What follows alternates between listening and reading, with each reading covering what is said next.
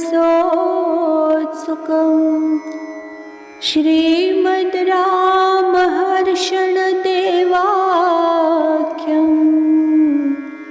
सद्गुरुं प्रणमाम्यहम्। वन्दे गुरुपदकञ्ज कृपा सिन्धु नररूपहरि महामोहतमपुञ्ज जासुवचन रविकर निकर। कल की चर्चा में हमने श्रवण किया था कि समर्पित शरणागत चेतन की हुई देह व आत्मा की चिंता प्रपत्ति को नष्ट कर देती है। शरणागत का किया हुआ किसी प्रकार का अभिमान प्रपत्ति स्वरूप को भ्रष्ट कर देता है। देह में आत्मबुद्धि होना देहाभिमान कहलाता है। सूत्र संख्या 147 स्वरूपाभिमानः। स्वरूपाभिमानः सूत्रार्थ परमात्मा के स्वरूप के भीतर अपना स्वरूप न देखना स्वरूपाभिमान कहलाता है। परमात्मा के स्वरूप के भीतर अपना स्वरूप न देखना स्वरूपाभिमान कहलाता है। व्याख्या: मैं सच्चिदानंद घन प्रकाश स्वरूप हूँ, सत्य काम सत्य संकल्पादि अष्टगुण विशिष्ट हूँ इत्यादि स्वरूपाभिमान कहलाता है। अपना स्वरूप परमात्म स्वरूप के भीतर और उनसे पृथक तत्व न रखने वाला है। जैसे स्वर्णालंकार स्वर्ण स्वरूप के भीतर है और स्वर्ण के अतिरिक्त कुछ नहीं है। घटाकाश महदाकाश के भीतर ही है, अतिरिक्त सत्ता उसकी अकिंचित है। वैसे ही चेतन और महाचेतन की वार्ता समझनी चाहिए। स्वरूपाभिमान से परब्रह्म पुरुषोत्तम भगवान के कैंकर्य से वंचित रहकर दास्य सुख से सर्वथा वंचित रहना पड़ता है। सूत्र संख्या 148 उपायाभिमानः।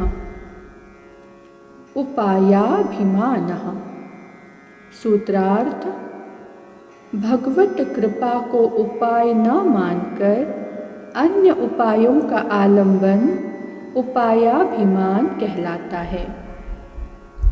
भगवत कृपा को उपाय न मानकर अन्य उपायों का आलंबन उपायाभिमान कहलाता है। त्यागश्च नोपायः स्वीकारश्च नोपायः किंतु उभयोः कारयिता भगवान एव उपायः। व्याख्या: मैं निष्काम कर्मनिष्ठ हूँ, कर्म रहस्य को सम्यक रूपेण समझता हूँ, इसी से मोक्षाधिकारी हूँ।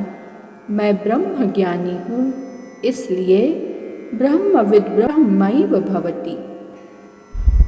मैं ब्रह्म ज्ञानी हूँ, इसलिए ब्रह्मविद् ब्रह्मैव भवति के अनुसार ब्रह्म स्वरूप हो गया हूँ। अस्तु ज्ञानवान होने से मुक्ति अब मेरे कर तलगत है। मैं भक्ति संपन्न पुरुष हूँ, नवधा भक्ति में मेरा अधिकार है। भक्तों की रहनी भी मुझ में सर्वथा विद्यमान है और भगवान भक्ति प्रियो माधव के अनुसार भक्ति प्रिय है। इसलिए मेरी भक्ति से रीझकर अपना परम पद प्रदान करेंगे ही। मैंने भगवान की प्रपत्ति की है। शरणागति धर्म का सर्वभावेन ज्ञान है मुझे और वह स्थिति मुझ में है भी। इसलिए शरणागत वत्सल भगवान अपना अभय पद प्रदान करेंगे ही, इसमें कोई संशय नहीं है। मैं आचार्याभिमानी साधक हूँ।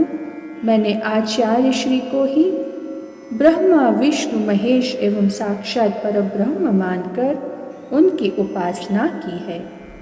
शरीर की सेवा भी सर्वभावेन मुझसे गुरु रुचि को देखते हुए हुई है।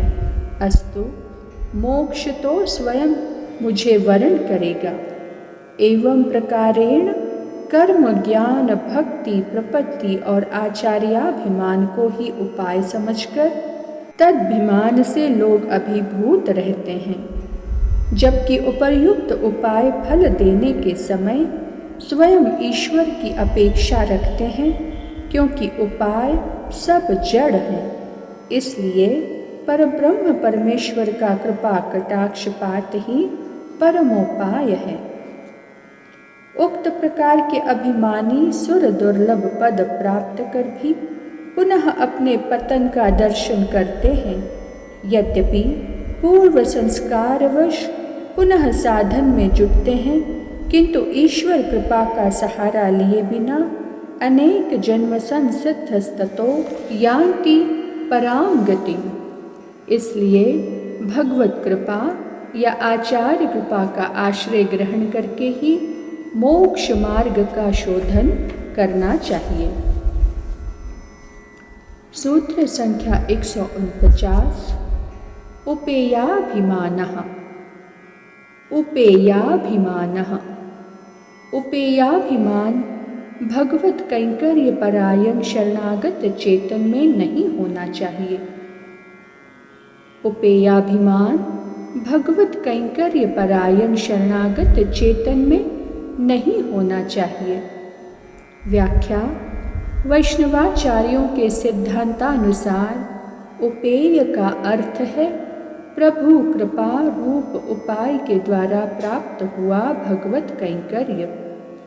प्रभु सेवा परायण प्रपन्न यदि यह विचार करे कि हम तो अहर्निशि भगवान की टहल बजाते रहते हैं, इसी से वे हमें बहुत चाहते हैं, बड़ी कृपा रखते हैं और अंत में अपना परम पद प्रदान करने में किंचित विलंब न करेंगे, क्योंकि प्रभु जानते हैं कि यह कैंकर्य निष्ठ चेतन है।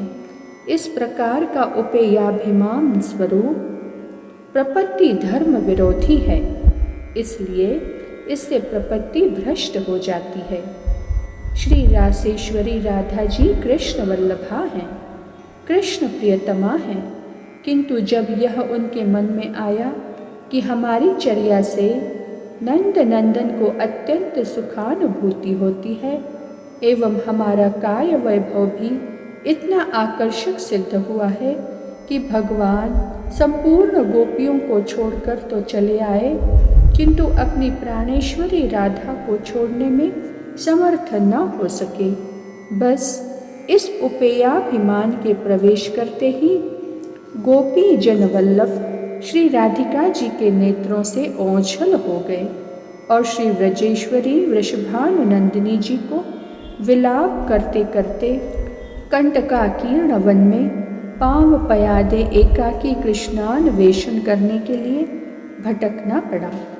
शरणागत चेतन जब प्रभु को सर्वभावेन समर्पित हो गया, तब उसका पृथक अस्तित्व कहाँ रहा। जैसे अंग अंगी की सेवा स्वरूपतः करते हैं, वैसे ही अहंकार शून्य होकर प्रपन्न को प्रभु सेवा परायण बने रहना चाहिए। आज की चर्चा को वाणी यही विराम देती है। श्री सद्गुरुदेव भगवान की जय।